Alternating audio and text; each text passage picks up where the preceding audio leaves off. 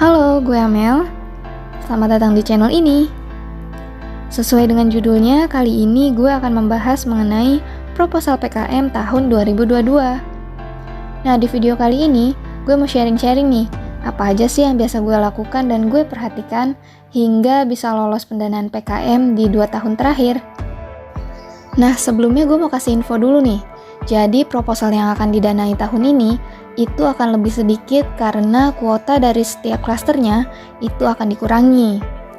So, buat kalian yang ikut PKM tahun ini harus lebih ekstra dari tahun-tahun sebelumnya ya.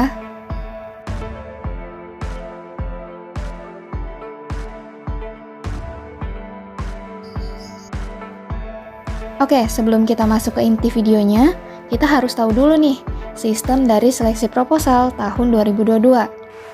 Jadi untuk seleksi proposal tahun ini itu sebenarnya sama aja sih kayak tahun sebelumnya. Ada 2 tahap, yaitu seleksi administrasi dan juga seleksi substansi. Nah, bedanya untuk PKM tahun 2022, hasil dari seleksi administrasi akan diumumkan tidak seperti PKM-PKM di tahun sebelumnya. Dan untuk kalian yang lolos seleksi administrasi atau seleksi tahap 1 ini, kalian berhak mendapatkan konversi mata kuliah sebanyak 1 sampai dengan 2 SKS. Bagi kalian yang lolos di seleksi tahap 1, proposal kalian akan diseleksi lagi ke tahap berikutnya, yaitu seleksi tahap 2 atau seleksi substansi. Nah, di video inilah kita akan mengupas terkait kedua seleksi tersebut, supaya proposal kalian bisa tembus ke pendanaan PKM tahun 2022. Yang pertama kita bahas adalah seleksi administrasi. Jadi, seleksi administrasi ini adalah penentu awal apakah kalian akan didanai atau tidak. Nah, di seleksi inilah kalian dituntut untuk lebih teliti dalam proses pembuatan proposal. Sekarang kita lihat dulu sama-sama apa aja sih yang harus diperhatikan pada seleksi administrasi. Sebagai catatan, di video kali ini gue akan mengupas atau memberikan contoh berdasarkan bidang PKM yang gue ikuti, yaitu PKMKC. Jadi, buat kalian yang mengambil bidang lain selain PKMKC, kalian bisa lakukan dengan strategi dan cara yang sama yang akan gue jabarkan. Untuk seleksi administrasi, yang pertama dilihat adalah sistematika penulisan proposal kalian. Sebelumnya, pastikan dulu bahwa judul kalian ini telah memenuhi persyaratan, yaitu tidak menggunakan singkatan yang tidak baku dan menggunakan kurang dari 20 kata. Selanjutnya, kalian perlu mengisi kelengkapan di akun simbol mawar kalian masing-masing. Untuk kelengkapannya, itu sudah ada formatnya, jadi kalian hanya tinggal mengisi dan memastikan bahwa semua isinya itu sudah benar. Selanjutnya, perhatikan isi utama dari proposal. Pada buku pedoman masing-masing bidang PKM, terdapat ketentuan dari sistematika penulisan proposal yang berbentuk sebuah kalimat panjang. Nah, inilah yang sering menjadi sebab sering terjadinya ketidaksesuaian sistematika penulisan karena kurang telitinya para pengaju proposal. Jadi, gue menyarankan untuk membuat catatan berbentuk poin dan jabarkan masing-masing poin tersebut secara teliti. Sebagai contoh, seperti inilah catatan yang biasa gue buat. Perlu diingat bahwa contoh ini gue ambil dari bidang PKMKC. Jadi, misalnya dari ketentuan halaman daftar isi. Nomor halaman ditulis dengan huruf Romawi dan diletakkan pada sudut kanan bawah. Nah, ini kita buat dengan tulisan per poin. Kemudian contoh selanjutnya adalah halaman inti.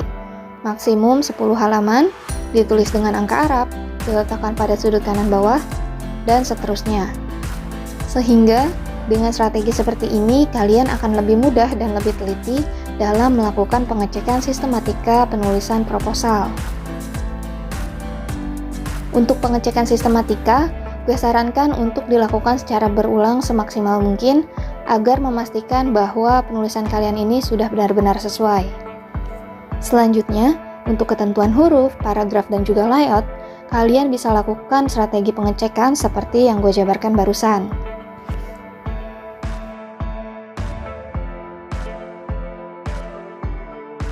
Untuk format penulisan isi utama proposal, terdiri dari daftar isi, bab pendahuluan, bab tinjauan pustaka, bab tahap pelaksanaan, bab biaya dan jadwal kegiatan, daftar pustaka, sampai dengan 5 lampiran wajib. Untuk isi dan penulisan masing-masing bab, gue tidak akan menjabarkan di sini karena di buku pedoman sudah sangat jelas. Sementara untuk lampiran-lampirannya, kalian bisa mengikuti format yang sudah dijabarkan pada buku pedoman masing-masing bidang. Yang perlu kalian perhatikan adalah catatan dari setiap lampiran yang wajib kalian taati atau kalian ikuti. Contohnya, pada lampiran biodata, tanda tangan yang harus kalian buat adalah tanda tangan basah, yang artinya tidak boleh menggunakan tanda tangan digital. Selanjutnya, kalian pindai atau kalian foto dengan rapi pada halaman yang terdapat tanda tangannya. Jadi, misalnya biodata kalian lebih dari 1 lembar, kalian hanya wajib memindai lembar yang terdapat tanda tangannya. Untuk lembar yang tidak terdapat tanda tangannya, boleh dipindai atau boleh juga tidak. Selanjutnya, untuk lampiran justifikasi anggaran, perhatikan hasil perkalian dan juga penjumlahan dengan teliti agar tidak terjadi penolakan yang diakibatkannya. Selanjutnya, kalian bisa membaca buku pedoman kalian dengan seksama. Nah, itulah hal-hal yang perlu diperhatikan dalam proses pembuatan proposal agar bisa lolos di seleksi tahap 1 atau seleksi administrasi. Untuk seleksi selanjutnya, yaitu seleksi substansi, kalian bisa lihat berdasarkan kriteria penilaian proposal yang terdapat pada lampiran formulir penilaian proposal di buku pedoman kalian masing-masing. Contohnya, pada bidang PKMKC, inilah macam-macam kriteria yang perlu kalian perhatikan. Selain dari kriterianya, kalian juga perlu memperhatikan bobot dari masing-masing kriteria.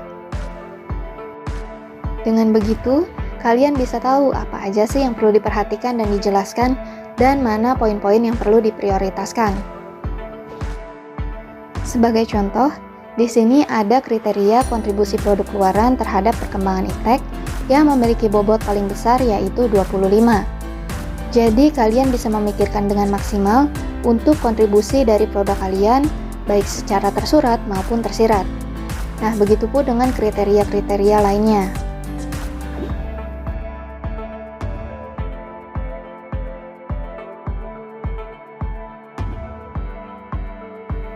So, itulah strategi pembuatan proposal PKM tahun 2022 versi gue yang mungkin bisa kalian terapkan pada proposal yang akan kalian buat. Semoga video ini bermanfaat untuk kalian ya. Jangan lupa di like, komen, dan subscribe. Akhir kata dari gue, selamat bekerja keras, selamat bekerja cerdas, selamat bekerja ikhlas, kreativitas tanpa batas, totalitas sampai tuntas, dan over execution. Sekian dari gue, Jane.